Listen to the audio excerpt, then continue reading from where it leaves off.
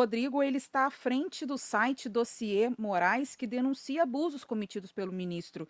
E a plataforma foi lançada em julho e já reúne muitos episódios envolvendo o magistrado. Boa tarde, Rodrigo. Muito obrigada pela sua participação. Boa tarde. Boa tarde, sou eu quem agradeço a oportunidade de contribuir, nem que seja um pouco, para aumentar esse custo que o Alexandre de Moraes tem perante seus pares e para trazer a verdade à tona, refrescar a memória dos muitos abusos que Alexandre de Moraes cometeu.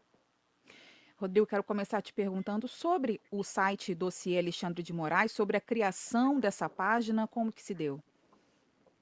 Essa página que se chama dossiemorais.com.br e que já está hospedada, inclusive no estrangeiro, em dossiemorais.com, serve justamente para a gente ter uma lista, uma linha do tempo de tudo que Alexandre de Moraes fez e que se comprova faticamente, porque a gente não apenas afirma, nós trazemos os links das notícias dos grandes meios de circulação para que em momento algum sejamos acusados de fazer fake news ou de espalhar notícias que não são verdadeiras, a gente vai atrás, portanto, da mídia tradicional, encontra os fatos daquilo que Moraes fez no passado e fazemos uma análise do motivo pelo qual os fatos que nós selecionamos são crimes de responsabilidade, porque eles se encaixam na hipótese da lei de 1079, de 1950, e finalmente pedimos, em decorrência disso, um pedido de impeachment. Então, é um site que serve tanto como arquivo, como memória do que Alexandre de Moraes fez, quanto um método de ação para aumentar a pressão de Alexandre de Moraes no Senado, no STF, para que tenhamos finalmente a sua queda. Agora, eu imagino que você tenha tido um trabalhão, né? Porque listar os arbítrios cometidos pelo Alexandre de Moraes realmente é uma tarefa árdua. E na esteira disso que eu acabei de dizer, eu queria te perguntar: você não tem medo de sofrer uma retaliação por parte da Suprema Corte ou por parte do próprio ministro Alexandre de Moraes? Tenho, é claro que tenho muito receio. Eu sou um vereador aqui de Curitiba e sei muito bem que Alexandre de Moraes faz muito mais por muito menos. A gente viu um ex-presidente da República, a maior liderança política no Brasil hoje, porque certamente Lula não o é, sendo preso sem qualquer tipo de previsão legal para a forma que ocorreu a prisão domiciliar de Jair Bolsonaro.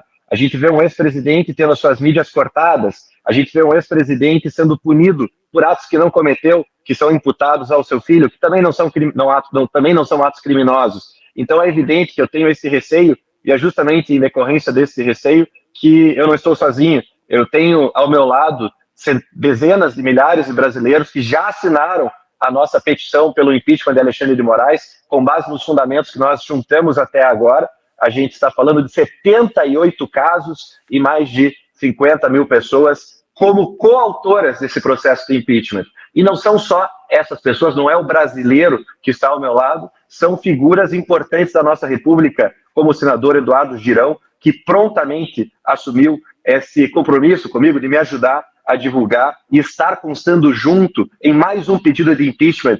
Ele, senador Girão, que já fez muitos outros. O deputado federal Marcel Van Hatten, o deputado federal Gilson Marques, de Santa Catarina, todos eles me ajudando a trazer mais corpo para esse pedido, e não só isso, para me trazer um pouco de conforto, porque eles também, é claro, estão se colocando em risco. Além deles, outras figuras célebres aqui do Paraná, do resto do Brasil, participando como coautores também desse pedido de impeachment. A gente está colhendo assinaturas até o dia 7 de setembro, dia da independência do nosso país, para apresentar, caso ainda não tenha sido julgado, e espero que a gente não precise apresentar esse pedido de impeachment, mas a gente vai apresentar ele no dia 8 de setembro. E é importante também destacar que nesse site, no dossiemorais.com.br, não é só o pedido de impeachment, é uma oportunidade para brasileiros apresentarem outras situações que têm escapado do nosso radar. São tantas as arbitrariedades, são tantos os abusos, que a gente já recebeu mais de 900 outros casos. É claro que vão passar por uma curadoria, vão ter uma análise técnica para que a gente possa adicionar também nesta linha do tempo dos abusos do Alexandre de Moraes.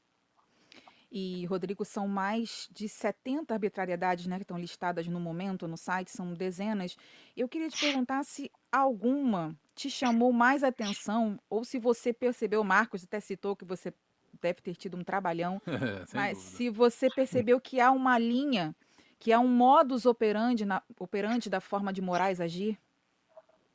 Perfeito. Existe sim o modus operandi.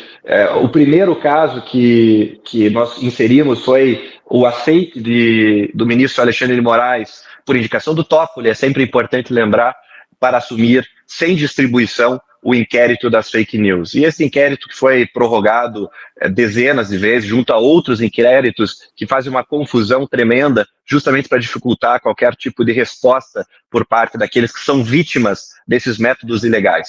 E a constante que percebemos é que são garantias constitucionais, são direitos previstos na legislação processual penal, direitos básicos, que, aliás, alguns deles têm mais de 800 anos, e a ideia de você ter um julgamento justo por seus pares, de acordo com a lei da terra, e que são desrespeitados reiteradamente por Alexandre de Moraes. E quando eu falo que tenho hoje 78 casos já listados, o 78º, inclusive, foi justamente o caso do Jair Bolsonaro sendo preso sem a indicação de uma autoridade para que fizesse esse requerimento, de forma monocrática, sem passar por plenário, inventando uma hipótese de prisão que não existia. Eu estou, na verdade, falando de muitos mais casos que 78. Por quê? Apenas um deles, por exemplo, é de 942 pessoas sendo presas coletivamente em razão dos atos lá do 8 de janeiro. Ali, a gente não está falando de um abuso, a gente está falando de 942 pessoas e muito mais, na verdade, porque tem todos os familiares deles.